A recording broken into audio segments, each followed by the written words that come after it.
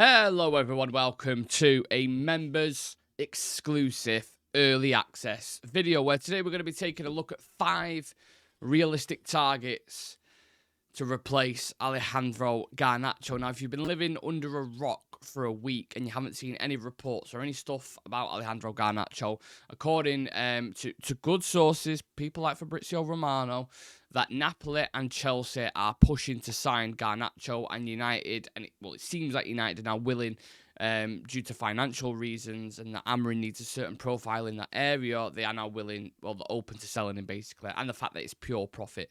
And for anyone who doesn't really understand PSR and amortization, getting rid of a player like Garnacho would be a big green plus. Now, I'm not saying that's the correct reason to sell him. I'm just saying these are the things that are involved with such move, right? So what we're going to do is we're going to explore exciting candidates around Europe who would suit that system a lot more. So smash a like on the video, subscribe to the channel.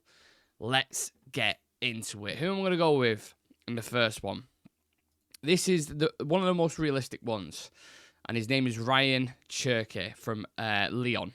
And now, I might have butchered his name completely, right? And that's absolutely fine.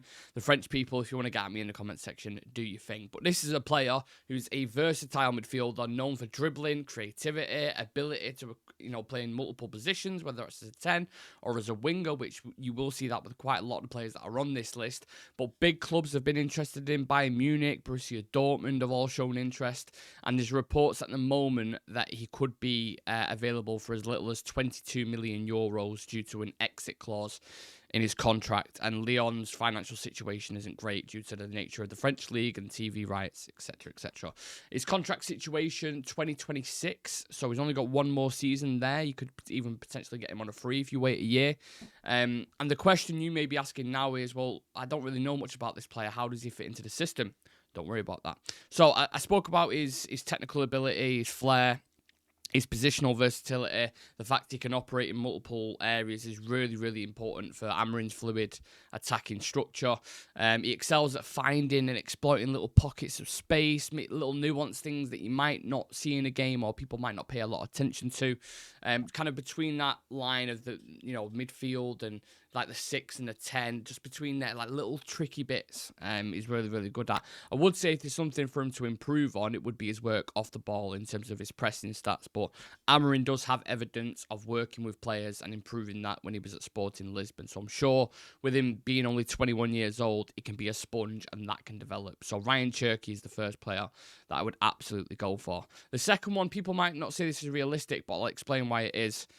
Dani Olmo. What a fucking player. Excuse me language, but what a player he is. Another one, his vision, his passing, again, ability to operate between the lines. I think, at the moment with Barcelona, that's currently facing registration issues. I'm not sure if that's been sorted. By the time this video comes out, that might be the case. So if it has, then obviously we know he wants to stay at Barcelona. But that does open the door a wedge for there to be a possibility. The financial struggles that Barcelona are in at the moment, that might push them a bit more as well.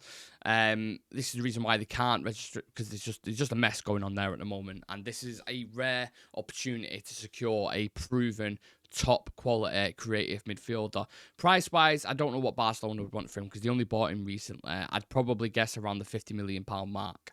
That'd probably be accurate, but it depends how desperate they are, right?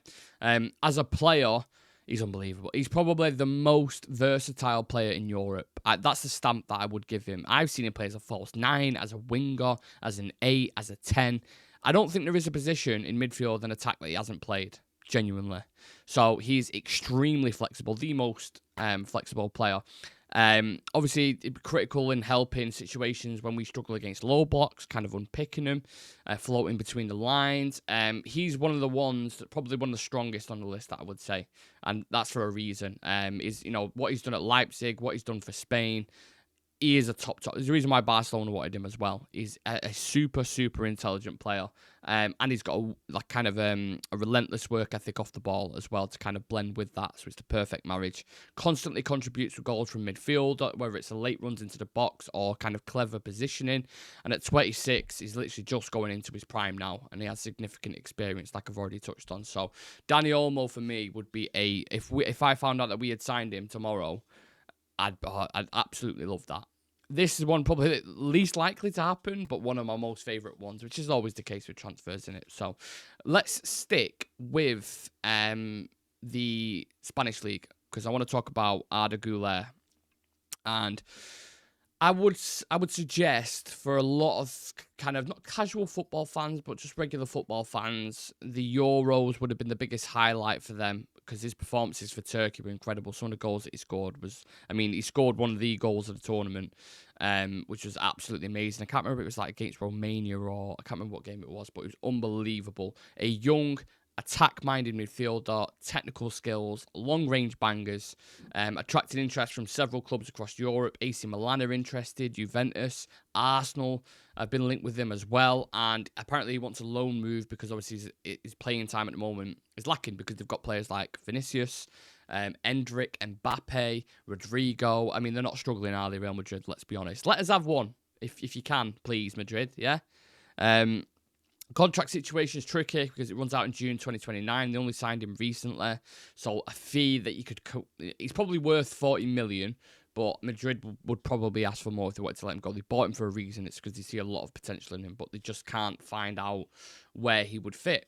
Now, where he would fit in our system is, again, this is a gifted playmaker that we're talking about. We need vision, creativity, and a decent player with passing range in those areas, right? We've been craving it for a long, long time. His ability to kind of guide incisive passes and unlock defenses would be perfect. Again, very sharp football intelligence. These things I keep mentioning is exactly what we need. Linking play between midfield and attack. Versatile, again, you're going to get sick of that word, I promise you. But he is versatile. He's played as a right winger. He's played as a midfielder. Great close control as a player, which you need in those half spaces. You know, under pressure, he does really, really well in terms of if a player's pressuring him, so press resistance. And yeah, he's started to grow in a bit of a maturity now. If you've watched him in La Liga for Real Madrid, when he has got an opportunity, or even for Turkey, growing in those pressing and defensive contributions. He's not there yet, similar to Turkey.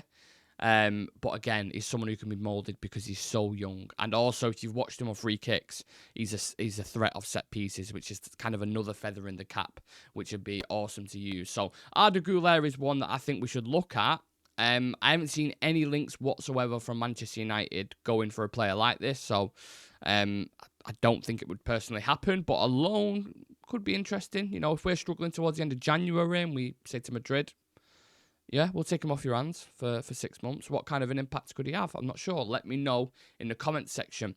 Now, this next one, people, get ready for this. This is my number one choice. And again, probably the most difficult, even more difficult than normal, potentially. Matheus Cunha in those inside 10 roles, whatever you want to call it, would be absolutely perfect. He's so fucking good. Capable as playing attacking midfielder. Versatility. I know you're going to kill me. But multiple positions, and not only that, as a striker, he's really, really good. And we desperately need a striker. It's almost like getting a 2-for-1 deal in home bargains. Now, if you look at his availability, I think he's just signed an extension recently.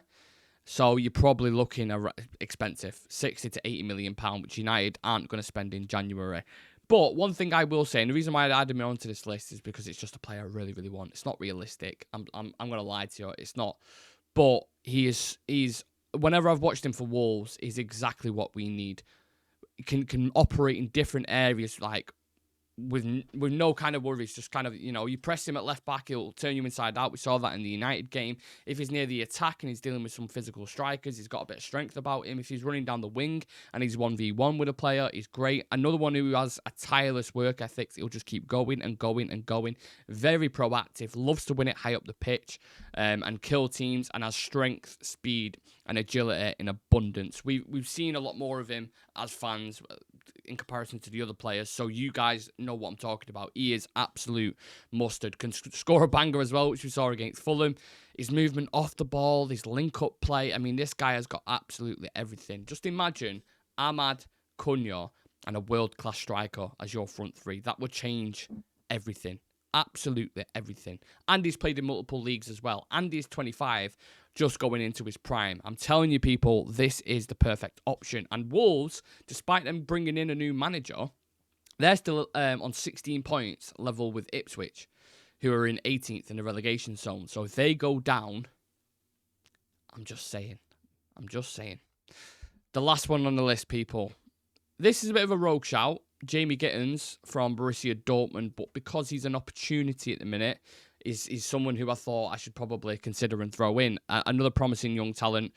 The agility, the speed, the drive, he's got it all. Absolutely all. He can operate centrally.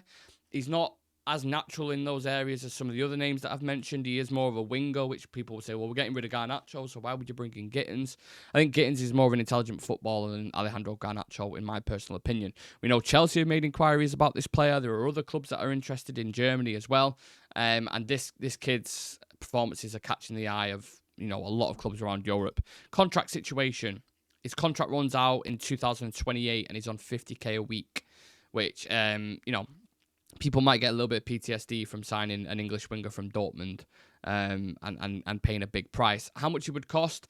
Well, it was previously explained by Sky Germany that Dortmund will be looking for around £85 million for the winger, and he has dreams and ambitions of playing in the Premier League as well. So, yeah, I don't think we'll be paying those price tags anytime soon. And it is tricky to fit him in. So you've had a rogue shout, you've had an unrealistic shout, but I think 3 of the players out of 5 at least could definitely fit the system.